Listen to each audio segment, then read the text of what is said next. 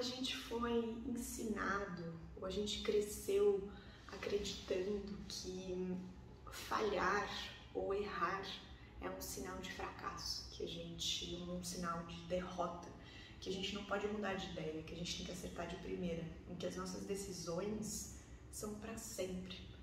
Hoje eu quero questionar para você o que é para sempre, né? Te provocar a pensar sobre isso. Nada é para sempre, né? Afinal, a única certeza que a gente realmente tem na vida é que a gente vai morrer um dia.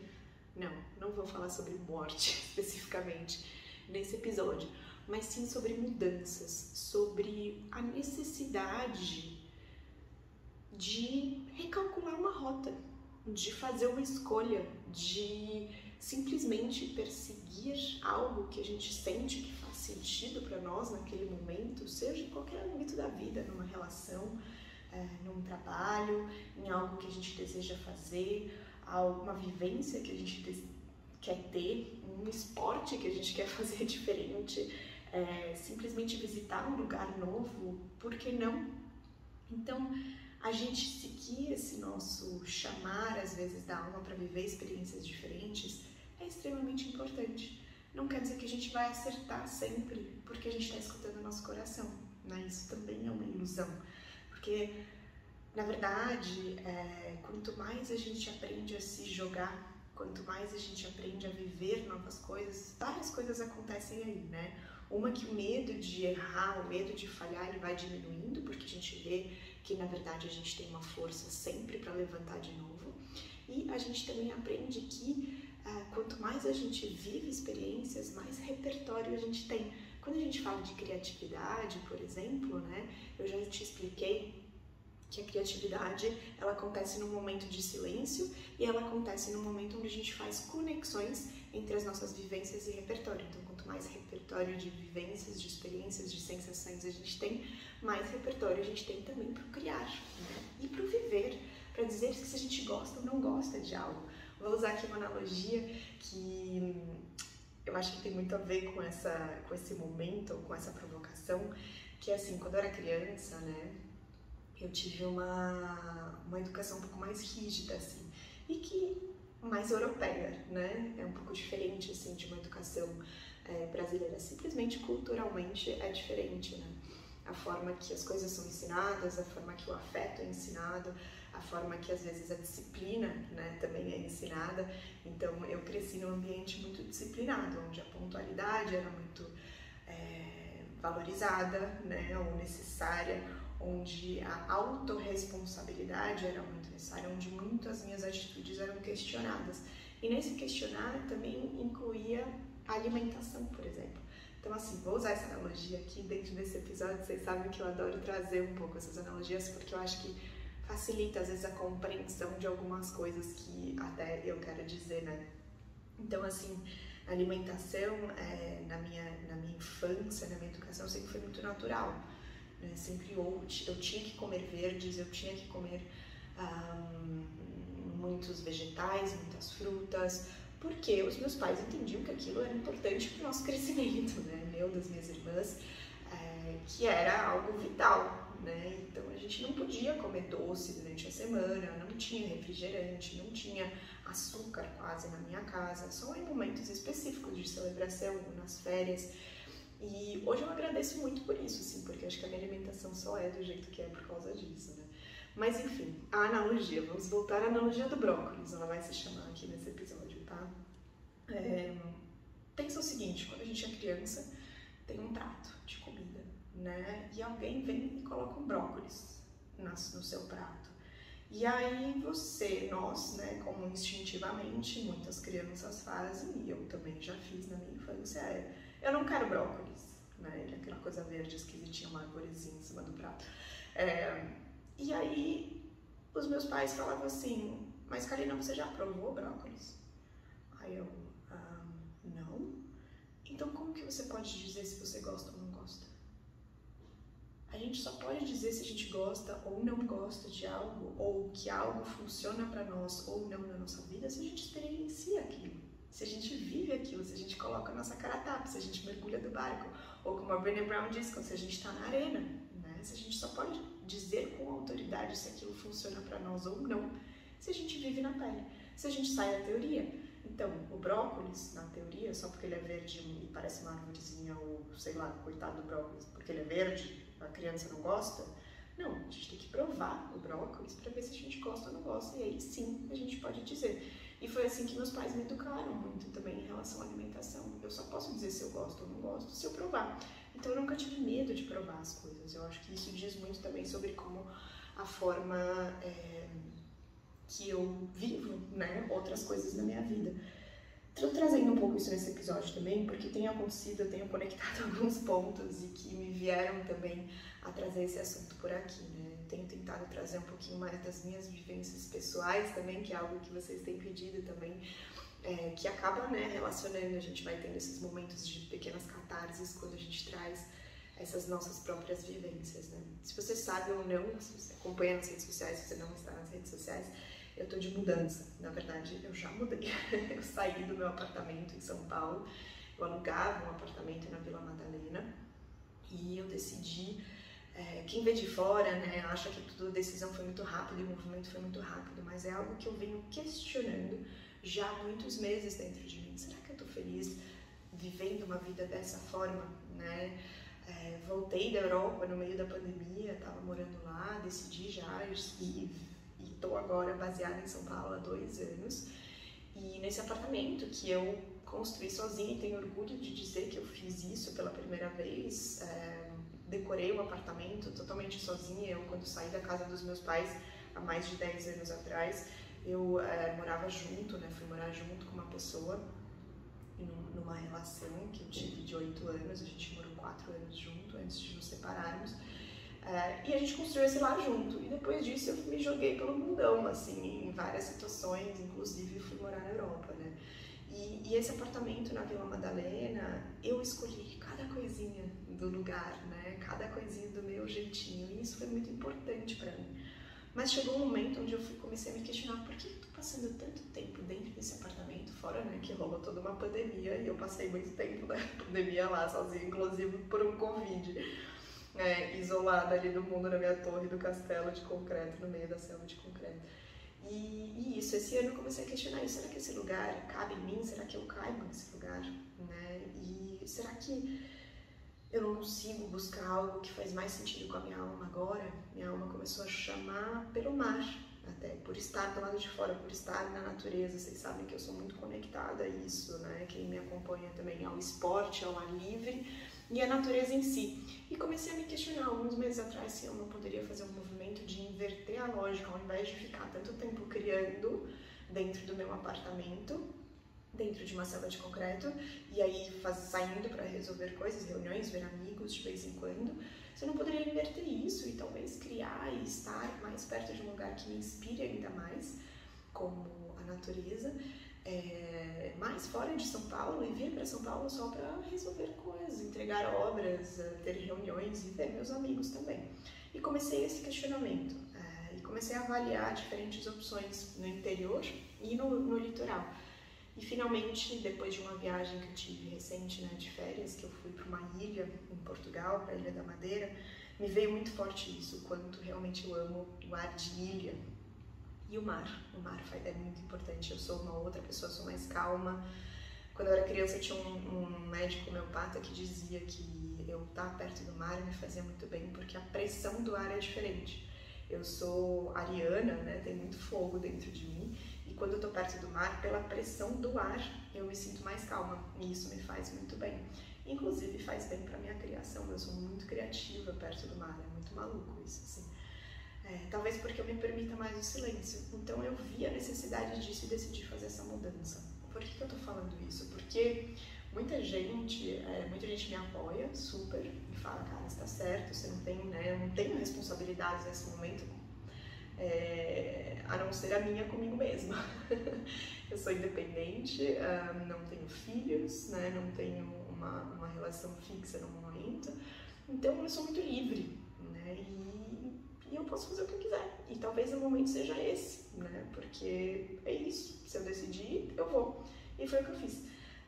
Agora também teve movimentos interessantes de pessoas que questionaram, né? E assim, independente da nossa escolha, se a gente faz algo, não faz algo, os outros, a sociedade, isso é uma vida em sociedade, sempre vão questionar.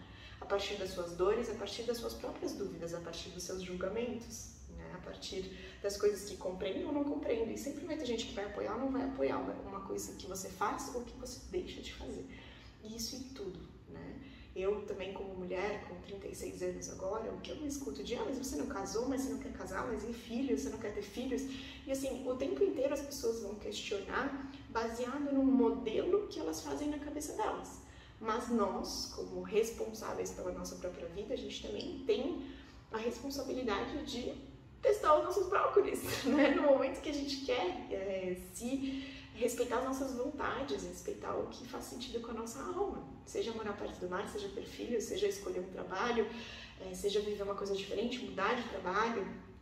Não porque né, a gente ganha bem e tem uma carreira e não sei o que, a gente não pode fazer uma mudança por qualidade de vida. O que é sucesso? O que é sucesso para você? Isso é uma pergunta extremamente importante. Né? E a gente só vai realmente saber, às vezes, também se a gente viver, né? A história do brócolis. Se a gente viver na teoria, a gente não está vivendo. A gente está vivendo uma teoria.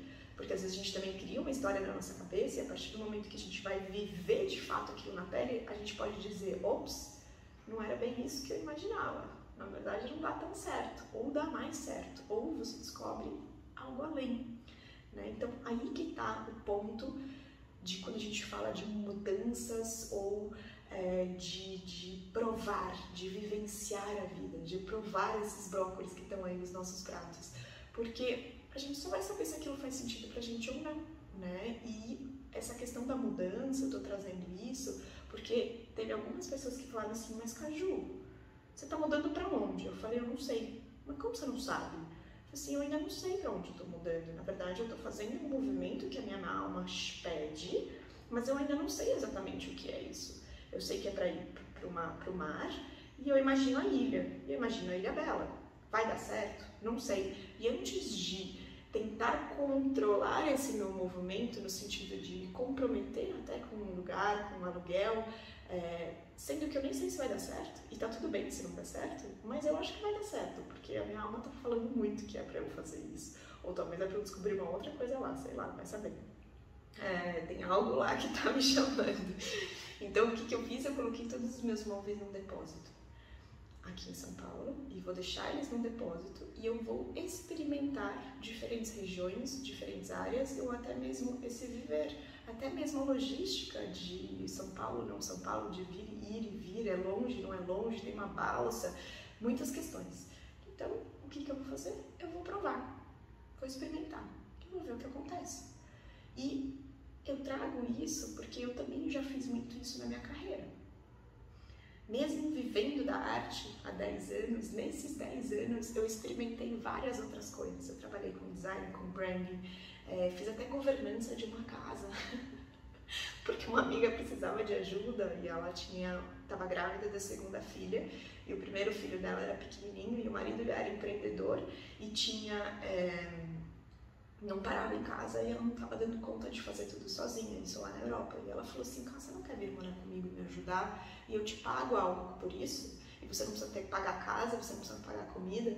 Eu falei, cara, parece um bom pacote, vou viver isso. E eu ainda não tinha muita certeza, assim, até se eu queria ter filho na vida e tal. E eu sei que essa experiência me mostrou várias coisas, até disso, de como eu me responsabilizar e cuidar de uma criança de uma forma mais próxima. E esse primeiro filho dela, eu era quase uma segunda mãe para ele, assim, o pai quase não era presente e ele me respeitava e me buscava até mais do que quando o pai estava lá. Foi uma constelação, assim, até um pouco estranha, assim, né, ali um trio dentro de uma casa com 2 crianças, mas eu tirei muitos aprendizados disso. Na Europa também eu trabalhei como guia de uma empresa de turismo, parcialmente porque realmente esse meu ano e pouquinho fora, ele foi quase um ano sabático, né? Eu não fui com a intenção tão agressiva de vender minha arte na Europa, mas também vendi, participei de 2 exposições.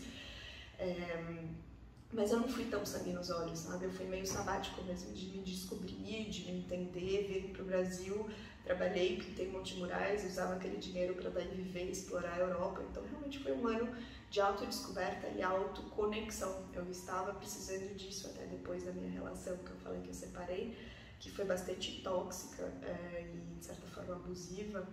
Eu me perdi muito como mulher, assim. Então essa viagem foi muito importante para mim nesse sentido, essa mudança para fora. E também todo mundo dizia, mas Caju, você vai sair do Brasil para sempre? Eu falava, gente, de novo, o que é para sempre? Eu quero viver essa experiência, eu quero viver isso. E eu também trabalhei com outras coisas, trabalhei como guia dessa empresa, passei uma temporada guiando e trabalhando com o servir, com o espírito do servir, de antecipar as necessidades das pessoas. Era uma empresa de turismo de luxo que unia esporte, né, ciclismo como meio de transporte, gastronomia e vivências, experiências em lugares incríveis também, a hospitalidade, né? E para mim isso foi extremamente importante. E se você já me acompanha há algum tempo, por exemplo, você sabe que eu aplico isso muito na minha arte e até na minha fala de ensinar outros artistas a enxergarem a arte como experiência. E olha só que interessante, como essas vivências me trouxeram coisas também para o meu negócio principal. Ah, você desfocou. Ah, você podia estar criando mais. Podia, mas talvez eu não criaria hoje como eu crio naquela época. Outro exemplo, os cursos, né, online. Estou trazendo vários exemplos aqui, porque eu acho que só para embasar um pouco também essa minha teoria aqui, essa minha provocação de que a gente precisa provar o brócolis para dizer se a gente gosta ou não gosta.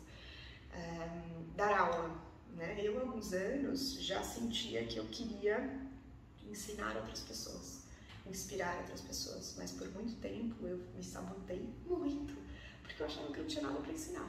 Eu falava assim, eu vou falar sobre o quê? Não tenho nada para ensinar para as pessoas, preciso estudar mais, preciso aprender mais. Na época eu tinha um terapeuta que falava assim, Caju, as pessoas que mais têm para ensinar são as que acham que ainda não estão prontas para ensinar. E aí tem um monte de pangaré lá fora ensinando um monte de coisa, cobrando, ganhando rios de dinheiro e não tem nada para dizer, sabe? Eu acho que existe um senso crítico muito grande, assim. E eu me critiquei muito, assim, achava que não tinha nada para ensinar, de fato, que eu tinha que ler e estudar muito mais, nerd, CDF, desde criança. E até que eu comecei a criar alguns movimentos, como esse próprio podcast, por exemplo.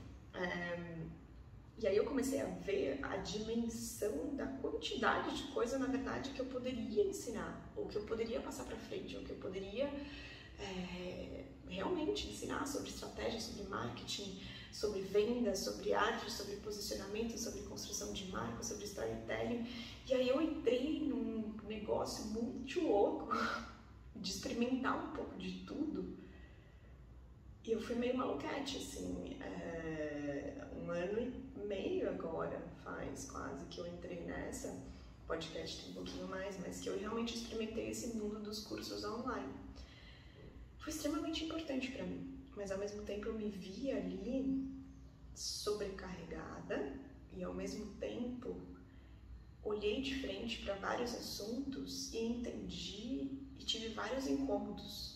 Apesar de amar ensinar e gostar de inspirar outros artistas, eu me vi numa pressão de tem que fazer assim, tem que fazer assado, porque o marketing digital funciona dessa forma, porque você tem que falar assim, porque você tem que fazer isso. E aquilo começou a me incomodar de uma forma que eu falava assim, não é isso, não é isso.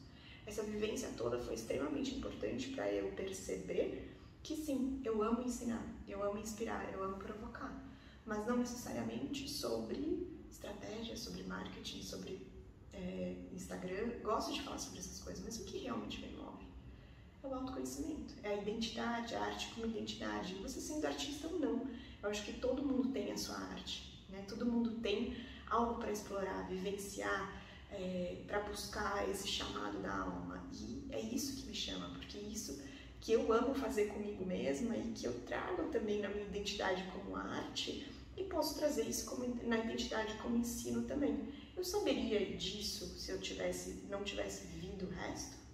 Não, eu ainda estaria na teoria de que eu poderia ensinar ou de que na verdade um passo atrás eu nem tinha nada para ensinar, né? Olha isso, então se eu tivesse ficado presa na teoria, eu nem saberia esse lugar que eu tô hoje, tanto em relação à minha arte, como eu vejo minha arte, como eu quero continuar criando, como eu quero continuar sendo artista, e a minha arte está mudando. Olha só que interessante, depois disso tudo que eu vivi, eu entendi também ainda mais profundamente os porquês da minha arte. E na parte de ensino também, estou de novo transformando. E isso talvez você perceba aqui na própria fala do podcast. Eu suspendi algumas vendas de cursos e tal, porque eles não estavam fazendo sentido daquele jeito. Não quer dizer que eu não vou fazer mais, mas algumas coisas precisam mudar, porque aquilo estava indo contra os meus valores. E eu tive muitos insights desses, e talvez o que me inspirou também a esse episódio foi uma conversa que eu tive com uma terapeuta minha, que eu falei assim, em certo momento ali, né, discorrendo sobre esse assunto todo dos cursos e tal, eu falei assim, puta, eu podia ter usado esse tempo para outra coisa, né? Eu perdi, quase olhei como um arrependimento esse 1 ano e meio de dedicação a isso, sendo que, sim, eu tive lucros, tanto financeiros e muitos ganhos emocionais e muitos aprendizados, mas por um momento ali naquela fala, eu me segurei no, puta, podia ter usado esse tempo para outra coisa. E aí ela falou assim, Kalina, para. Aí eu, ela, olha o que você acabou de falar. Pensamento crítico, senso crítico sobre os nossos próprios pensamentos quando a gente fala em voz alta. Olha o que você acabou de falar. Aí eu falei assim, que eu me arrependo quase, né, do que eu fiz. Ela, vamos mudar de perspectiva, olha por outro viés. E se você olhar com tudo que você aprendeu? Pensa na vida ou no seu trabalho como uma grande feira. Se você vive na teoria, você não está realmente vivendo. Se você chega num corredor de uma feira, tem tantas barracas, tantas frutas, tantos legumes, tantas coisas ali para você provar e experimentar, e você só vai chegar perto daquilo que você realmente quer se você viver as coisas que também não dão certo. Então, falhar, errar, faz parte, e não só faz parte, como muitos empreendedores dizem, é necessário. Né? Você vê grandes aplicativos, mesmo com Uber ou redes sociais, eles começaram com um propósito, uma teoria, e colocaram aquilo no mundo e aquilo mudou por 2 motivos. Motivos que eles mesmos observaram ao colocar um teste, um MVP, um alfa ali, né? Uma versão alfa, beta, sei lá, para testar, que talvez poderia ser melhor, e recalcularam essa rota, e ressignificaram, e aprenderam a partir da implementação e da prática. Né? E acabaram transformando. E um outro cenário também aprendendo com o que estava acontecendo em volta, com os próprios usuários, com a própria usabilidade desses aplicativos ou dessas redes, dessas tecnologias. E na nossa vida não é diferente. A gente só vai aprender, melhorar ou até se aproximar daquilo que faz sentido realmente pra gente, daquele nossa essência, daquela nossa voz, daquela nossa chamada dentro da gente, e se a gente também viver experiências que não dão certo, se a gente falhar. Porque se a gente fica preso no lugar de eu não vou fazer, né, por medo de falhar, a gente também não está nem se dando a possibilidade daquilo dar certo. Porque a gente tem sempre esse 50-50%, né, esse 50-50% de chance. Pode dar certo e pode dar errado. Mas se a gente fica estagnado e congelado no lugar, na teoria do não gosto, não quero, tenho medo de falhar, a gente não faz nenhum nem outro. A gente vive nesse familiar que às vezes é extremamente desconfortável. Por o quê? Por medo de dar certo. Se eu olho para essa minha jornada desses todos os últimos anos e todas as vivências que eu tive, com um olhar de aprendizado, com um olhar de por que eu vivi isso? O que eu tiro disso? O que eu gostei e o que eu não gostei? Eu começo cada vez mais a me aproximar daquilo que realmente faz sentido para mim. Em todas as minhas frentes, em todos os meus pontos de contato. A forma que eu falo, a forma que eu me coloco, a forma que eu vejo as coisas. Tudo muda. A cada experiência que a gente vive, a gente muda. E tá tudo bem. E tá tudo bem errar, e tá tudo bem falhar. A gente, como eu falei no começo do episódio, foi ensinado que isso é uma derrota, mas não é. A gente levanta, às vezes a gente tá aquela tropeçada, tipo, né? Levanta, arruma o cabelo, bate o cabelo e continua andando, né? Levanta a cabeça, cada um no seu tempo, sai da toca e aprende a partir daquilo. Olha para o que funcionou e não funcionou. Escolhe o que você quer levar a partir dali e é o que você quer deixar. porque só assim a gente evolui. E também errando ou vivendo na pele experiências, a gente consegue se aproximar cada vez mais do que faz sentido pra gente. A palavra propósito tá um pouco judiada, tadinha, né? Mas a nossa essência, essa nossa voz, essa nossa identidade, essa é a nossa verdadeira arte, né? Seja expressada de fato em arte, ou seja simplesmente seguir algo que faz sentido para nossa alma nessa vida. Porque se a gente tá nessa vida, a nossa alma tem sim uma essência. E ela fala, e a gente pode escolher escutá-la ou calar ela. A gente pode dizer gosto ou não gosto do brócolis na teoria ou na prática. Então, fica aqui essa provocação nesse episódio que, diferente do que muitos empreendedores que dizem que recalcular faz parte, recalcular a rota, passar por mudanças, errar faz parte, não, eu acho que é necessário para a gente cada vez mais se aproximar daquilo que realmente faz sentido pra gente. A minha mudança, a minha ida pro mar, eu não sei se vai dar certo. Então tudo bem, mas eu tô escutando o chamado da minha voz interna e tô perseguindo. E tô confiando de que eu vou ter essas respostas. Às vezes a gente tem vontade de fazer um projeto. Faz, vai atrás. Uma amiga esses dias falou que tá a fim de fazer um canal no YouTube. Eu falei, meu amiga, faz. Não, acho que vai ser bom, porque isso, porque aquilo. Eu falei assim, meu, faz. Começa a fazer. Consistência. E tem que ter consistência, porque não é fazer uma vez, né? Às vezes a gente também num projeto, em algo que a gente cria, é importante a gente criar um movimento realmente, pra gente realmente saber, né, o caminho e aprender e recalcular, e às vezes a gente já acha ali a rota certa, e às vezes não. Eu falei, amiga, se joga no seu canal no YouTube. Se a Nath estiver escutando esse episódio, ela tem escutado mais episódios, apesar de não ser artista, porque, né, esse podcast também é para pessoas que não são artistas. Porque cada um, artistas, né, de profissão ou de prática, ofício, né, porque todos nós temos de fato a nossa arte e aquilo também pode ser a nossa profissão diária ali. Eu falei, amiga, vai, se joga, faz o canal que você vai aprender muito. Eu aprendi muito dando aula, até o jeito que eu falo hoje é diferente de um ano atrás, numa câmera, num episódio, até em público, falar sobre a marketing, eu aprendi muito. Eu falei, cara, vai ser um grande aprendizado para você. O canal pode dar muito certo para o que você quer fazer, mas de qualquer forma você com certeza vai tirar algo dali. Então se joga, experiencia, sai da teoria e vai para a prática, porque recalcular a rota é necessário para a gente realmente, eu vou falar de novo, se aproximar cada vez do que faz mais sentido pra gente, porque a gente merece isso, a gente precisa fazer isso, a gente tá nessa vida pra fazer isso. Fica essa provocação. Tudo, gente.